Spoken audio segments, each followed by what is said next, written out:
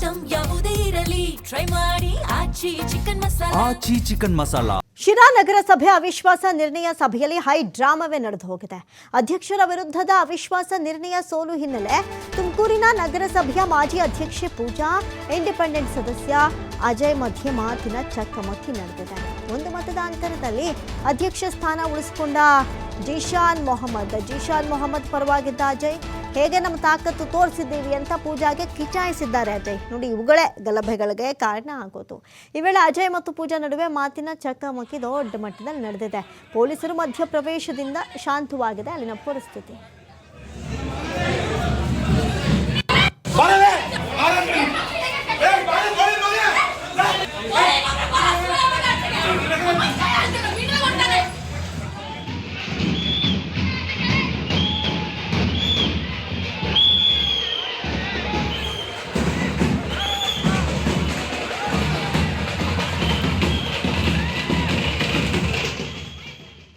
ನೋಡಿ, ಯಾವ ರೀತಿಯಾಗಿ ಜಟಾಪಟಿ ನಡೆದಿದೆ. ಎಲ್ಲವೂ ಅಶ್ಲೀಲ ಪದಗಳನ್ನು ಬೈಕೊಂಡು ಪೊಲೀಸರ ಸಮ್ಮುಖದಲ್ಲೇ ದೊಡ್ಡ ಮಟ್ಟದ ಜಗಳಗಳು, ಡ್ಯೂಟಿಗಳು ನಡೆದಿರುವಂಥದ್ದು. ಅಧ್ಯಕ್ಷರ ವಿರುದ್ಧದ ಅವಿಶ್ವಾಸ ನಿರ್ಣಯ ಸೋಲು ಹಿನ್ನೆಲೆ ಈ ರಾದ್ಧಾಂತ ಆಗಿದೆ. ತುಮಕೂರಿನ ನಗರಸಭೆಯ ಮಾಜಿ ಅಧ್ಯಕ್ಷೆ ಪೂಜಾ ವರ್ಸಸ್ ಇಂಡಿಪೆಂಡೆಂಟ್ ಸದಸ್ಯ ಅಜಯ್ ಎನ್ನುವಂತಹ ಸಿಚುವೇಶನ್ ಕ್ರಿಯೇಟ್ ಆಗಿತ್ತು.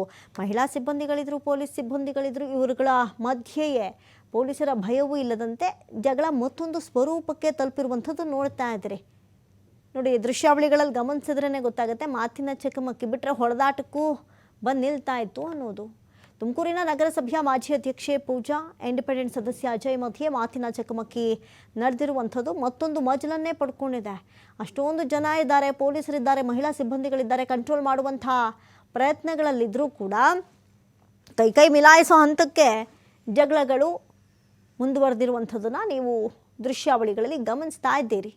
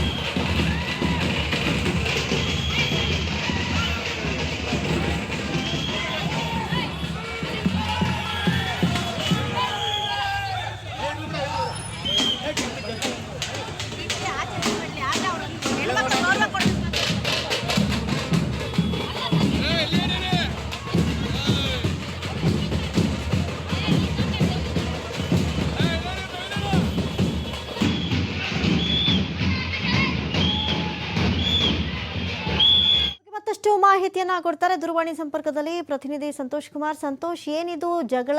ಎಷ್ಟು ದೊಡ್ಡ ಮಟ್ಟದ ಜಟಾಪಟಿ ವೇದಿಕೆಯಾಗಿದೆ, ಪೊಲೀಸರಿದ್ದಾರೆ, ಜನಜಂಗುಳಿ ಇದೆ. ಈ ನಡುವೆ ಯಾಕಿಷ್ಟು ದೊಡ್ಡ ಮಟ್ಟದ ಜಗಳ ಆಯ್ತು ಅಂತ? ಅಮೃತ, ಶಿರಾ ನಗರಸಭೆಯಲ್ಲಿ ಅವಿಶ್ವಾಸ ಮಂಡನೆ ಸಭೆಯಲ್ಲಿ ಒಂದು ರೀತಿ 5 ಡ್ರಾಮಾವೇ ಕೂಡ ನಡೆದಿದೆ ಅಂತಾನೆ ಹೇಳ್ಬೋದು.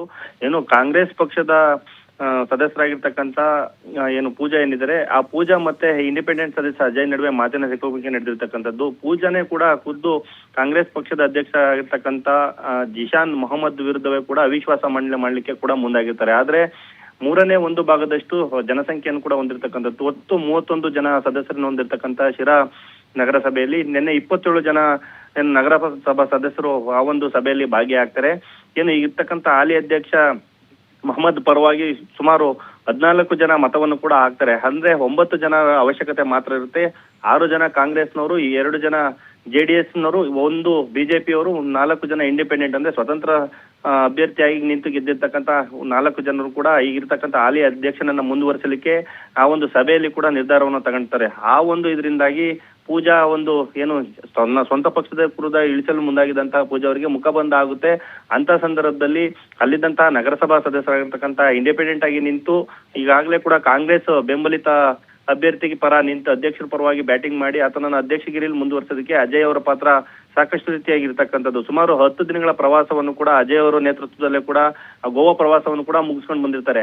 ಇದರಿಂದ ಒಂದಷ್ಟು ಯಾಕೆ ಅಂದ್ರೆ ಈಗಾಗಲೇ ಕೂಡ ವಿಶ್ವಾಸದಲ್ಲಿ ನಮ್ಮ ಪರವಾಗಿ ಆಗುತ್ತೆ ಅಂತೇಳಿ ಪೂಜಾ ಸಾಕಷ್ಟು ವಿಶ್ವಾಸವನ್ನು ಇಟ್ಕೊಂಡಿರ್ತಾರೆ. ಆದ್ರೆ ಮತ ಹಾಕುವಂತ ಸಂದರ್ಭದಲ್ಲಿ ಯಾವಾಗ ಇದೇ ಅಧ್ಯಕ್ಷ ಚೆನ್ನಾಗಿ ಕೆಲಸ ಮಾಡ್ತಿದ್ದಾರೆ ಇವರೇ ಮುಂದುವರಿಲಿ ಅಂತ ಇರ್ತಕ್ಕಂಥ ಸದಸ್ಯರು ಕೂಡ ಒಪ್ಪಿ ಹೋಗ್ತಾರೆ. ಜೊತೆಗೆ 4 ಜನ ಜನಪ್ರತಿನಿಧಿಗಳು ಅಂದ್ರೆ MP ಮತ್ತೆ MLC ಜೊತೆಗೆ 2 MLCಗಳು, 1 MP ಮತ್ತೆ ಜಯಚಂದ್ರ ಅವರು MLA ಅವರು 4 ಜನರು ಕೂಡ ಭಾಗಿಯಾಗಬೇಕಾಗಿರ್ತದೆ. ಆ 4 ಜನರು ಕೂಡ ಭಾಗಿಯಾಗೋದಿಲ್ಲ. ಯಾಕೆಂದ್ರೆ ಎಲ್ಲೋ ಒಂದ್ ಕಡೆ ಅಧ್ಯಕ್ಷನನ್ನ ಮುಂದುವರಿಸೋದಕ್ಕೆ ಅವರು ಕೂಡ ಬೆಂಬಲವನ್ನ ಸೂಚಿಸಿರ್ತಕ್ಕಂಥದ್ದು. ಇದರೆಲ್ಲರ ನಡುವೆ ಇವರಿಬ್ಬರ ನಡುವೆ ಮಾತಿನ ಚಕಮಕಿ ನಡೀತಕ್ಕಂಥದ್ದು. ಕೆಲ ಗಂಟೆಗಳ ಕಾಲ ಅವರ ಉದ್ವಿಗ್ನ ಪರಿಸ್ಥಿತಿ ಕೂಡ ಆ ಒಂದು ನಗರಸಭೆ ಆವರಣದಲ್ಲಿ ನಿರ್ಮಾಣ ಆಗಿತ್ತು ಅಂತಾನೆ ಹೇಳ್ಬೋದು. ಪೂಜಾ ಅವರು ಏಕವಚನದಲ್ಲಿ ಕೂಡ ಮಾತಾಡ್ತಾರೆ. ಪೂಜಾ ಅವರಿಗೆ ಕೂಡ ಏಕವಚನದಲ್ಲಿ ನಗರಸಭಾ ಸದಸ್ಯರು ಕೂಡ ಈಗೇನು ಇರ್ತಕ್ಕಂಥ ಅಜಯ್ ಅವರು ಮಾತಾಡ್ತಾರೆ. ಇವರಿಬ್ಬರ ನಡುವೆ ಮಾತಿನ ಚಕಮಕಿ ತೀವ್ರ ರೂಪ ಪಡ್ಕೊಂಡು ಅಲ್ಲಿ ಪೊಲೀಸರು ಆಗಮಿಸ್ತಾರೆ. ಪೊಲೀಸರ ಒಂದು ಮಧ್ಯಪ್ರವೇಶದಿಂದ ಘಟನೆಯನ್ನ ತಿಳಿ ಹೇಳುವ ಒಂದು ಕೆಲಸವನ್ನು ಕೂಡ ಮಾಡಿರ್ತಕ್ಕಂಥದ್ದು. ಕೊನೆಗೂ ಕೂಡ ಏನು ಇನ್ನ ಉಳಿದಿರ್ತಕ್ಕಂಥ 8 ತಿಂಗಳು 20 ತಿಂಗಳು ಮಾತುಕತೆ ಆಗಿರ್ತದೆ. ಈಗಾಗಲೇ ಕೂಡ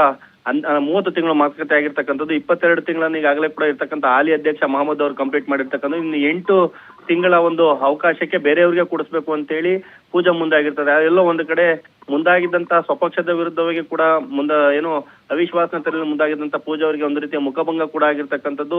ಇಂಡಿಪೆಂಡೆಂಟ್ ಆಗಿ ಬೆಂಬಲವನ್ನ ಸೂಚಿಸಿ ಜೊತೆಗೆ ಈಗ ಇರ್ತಕ್ಕಂಥ ಹಾಲಿ ಅಧ್ಯಕ್ಷನನ್ನು ಮುಂದುವರಿಸೋದಕ್ಕೆ ಅಜಯ್ ಅವ್ರ ಪಾತ್ರ ಮುಖ್ಯ ಆಗಿರ್ತಕ್ಕಂಥದ್ದು. ಎಲ್ಲೋ ಒಂದ್ ಕಡೆ ಈಗಾಗಲೇ ಕೂಡ ಕಾಂಗ್ರೆಸ್ನ ಗೆದ್ದಿರ್ತಕ್ಕಂಥ ಸದಸ್ಯರು ಒತ್ತಾಯವನ್ನು ಕೂಡ ಮಾಡ್ತಿರ್ತಕ್ಕಂಥದ್ದು. ಪಕ್ಷ ವಿರೋಧಿ ಚಟುವಟಿಕೆ ಮಾಡಿರುವಂತ ಮೇಲೆ ಕೂಡಲೇ ಕ್ರಮ ಜರುಗಿಸಬೇಕು ಅಂತ ಒತ್ತಾಯವನ್ನು ಕೂಡ ಮಾಡ್ತಾ ಇರ್ತಕ್ಕಂಥದ್ದು.